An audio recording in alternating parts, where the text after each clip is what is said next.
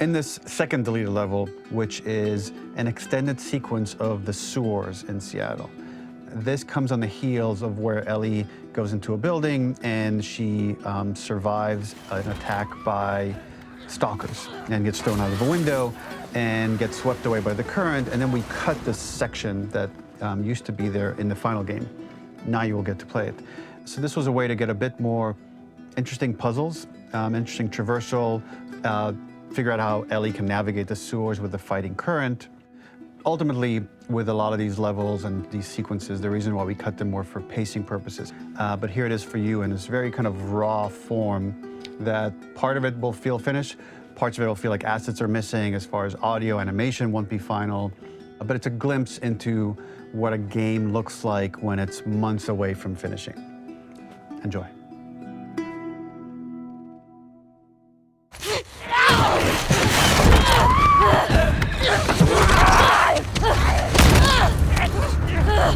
Get off of me!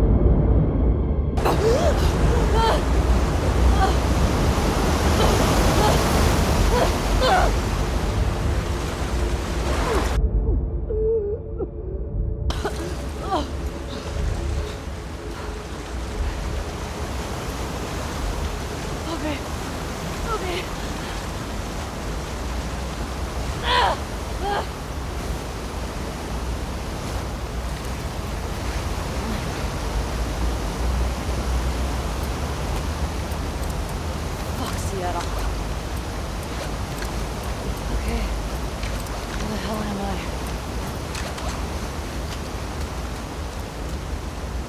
This level, internally known as Find Nora, was quite long in duration as we had to make Ellie traverse a far distance to the opposite side of downtown Seattle. The sewer section was originally longer than what we released the game with, approximately 10 minutes more. This was one of the few areas of the game that used water flow as part of a traversal puzzle. The player has to go upstream to use the current to get to the platform to reach the other side.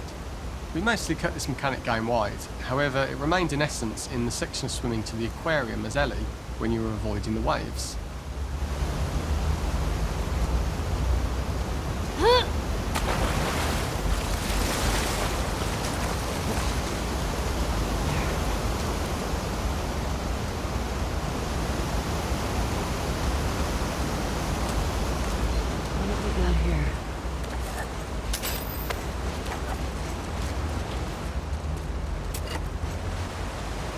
When players reach the doorway and enter into the room, they are faced with a dead end.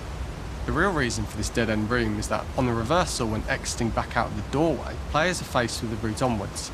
A pipe that they'd not been able to see when they were swept past it on the way in, and something that was hidden from view when on the side platforms.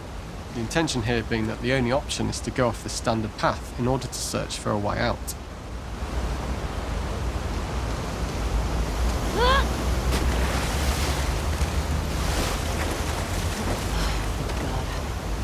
The ladder acts as an immediate goal for the player, but being able to climb out is not going to be so easy. To keep levels interesting and engaging, we alternate between positive and negative values the player experiences. Here, it's a positive to have found a ladder, but then a negative to discover it's not the solution. But then another positive to identify the next short-term goal of the doorway. By alternating between these opposing values, we give players what they expect, but not how they expect it.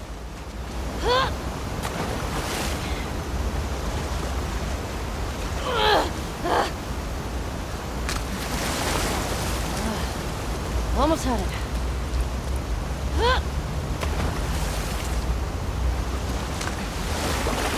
Let's try going farther up.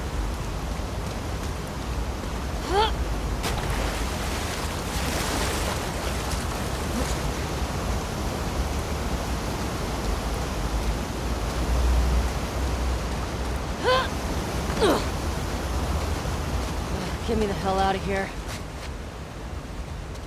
Throughout the rest of the level, we also used light to indicate to the player that they were heading in the right direction. At each turn, however, we block the direct route forward. Players would know that they just have to keep finding alternative paths, promoting those feelings of being desperate and trapped. We slowly introduce the player to consider climbing into smaller pipes and crouching in these tight spaces. This is to slowly build up to, and encourage, the player to climb into such a small pipe that they'd have to be crawling on their stomach, which is something that the player previously may not have recognised as a playable space, let alone the desired route they need to take. Up and out. Just keep going up We and added out. a tiny space just to reward the player's exploration with a pickup item, and we made sure it was something that made sense that you'd find in this area. A canister and all the garbage that had been washed into the sewers from the surface.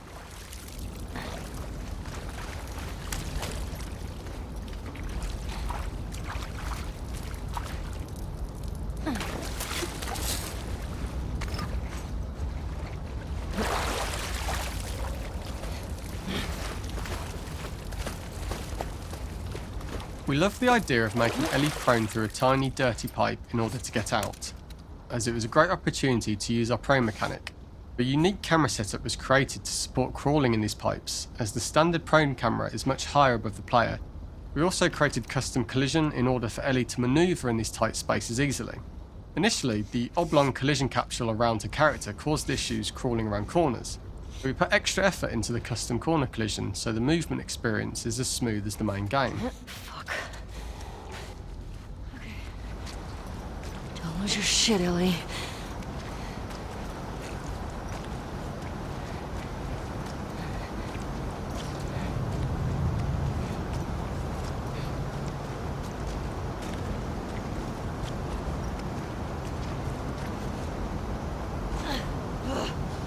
In order for the player to feel cramped, claustrophobic and desperate, we'd been enforcing the traversal mechanics that allow for a tight environment which promote these feelings. We introduced the use of the squeeze through so that we can keep the player feeling enclosed and tight, but without repeating the same geometry. Here we change from low ceilings with wider walls to high ceilings and tight walls to change up the spatial pacing and keep the level from repeating itself.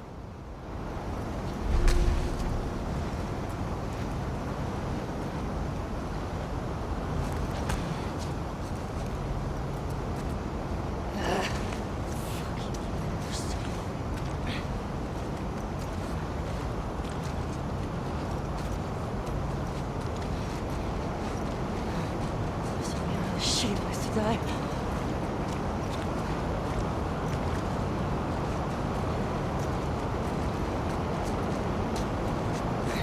Originally, we had the waterline much higher here, so players had to swim through this tight tunnel.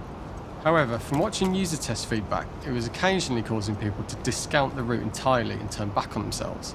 So to avoid any risk of this happening in the final game, we present a lower water level so the tunnel is easy to see and commit to using.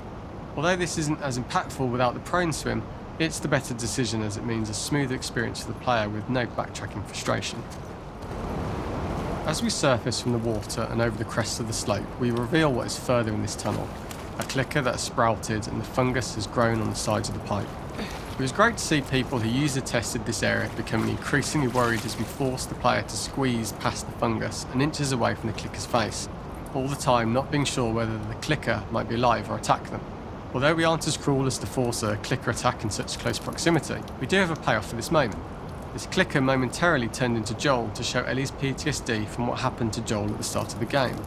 Ultimately, we decided to save this moment for the farm level, as it was more impactful there because it could become the centrepiece of that experience. Whereas in the sewers, we weren't able to make it as much of a narrative point and give it the breathing room and reaction time that it deserves, given the tight space. Fucking come on. We draw the player towards this pipe, as it is seemingly the route out of the tight space. Fairly soon, it is obvious that this path is blocked. If the player goes all the way up to the bars that block the path, they are rewarded with a pickup, so this journey doesn't feel wasted. It was important to encourage the player to try to progress along this path so that they would subtly be thinking of progress in this direction. We hint to the player that there is a bigger, new space beyond this pipe by showing the player the waterfall. This helps players consider the other route where they don't know how far the tunnel is or whether they'd make it.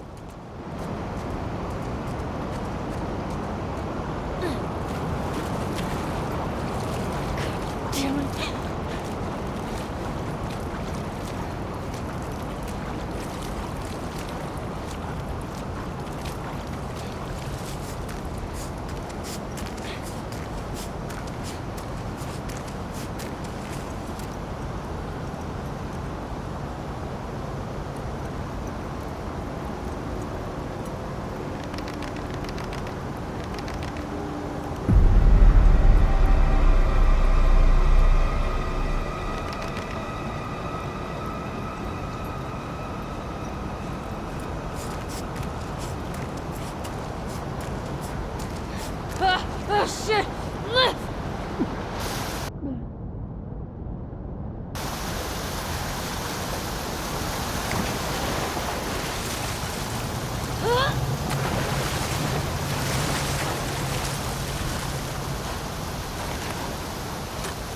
For the final section, we eventually opened you out into a wider area as you traverse through such tight spaces leading up to this, so changing the environmental pacing makes it begin to feel like we're coming to the end of Ellie's ordeal. An earlier iteration used the current that we'd shown at the start for a slightly tougher traversal puzzle to conclude the sewers. The ladder was clearly visible from most of the area, but the player was faced with a fast-flowing torrent of water they couldn't cross. If the player attempted to jump into the water, they were not able to swim across the ladder due to the water's speed. But instead, they had to traverse the pipe running along the top of the space in order to get across the water.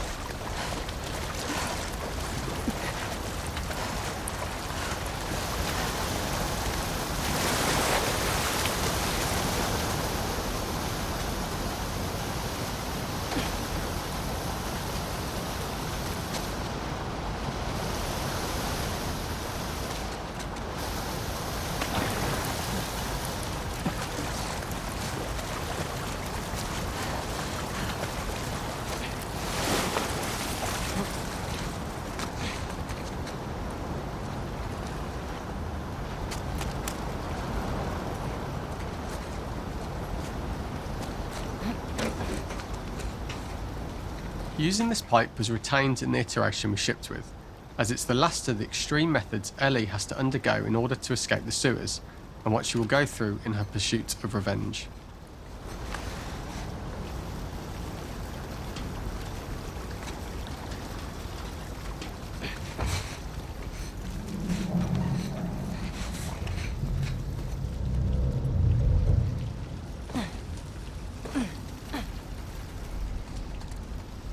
The last ladder climb is quite lengthy, and although we could have trimmed it down to a shorter climb, we liked how this last segment of the journey built anticipation for whether there was success at the top or not after all you've been through. Ultimately, the ladder exits out into the subway station, which is how it connects in the final game. Ellie then has to find her way to the hospital from here, crossing paths with the scars for the first time.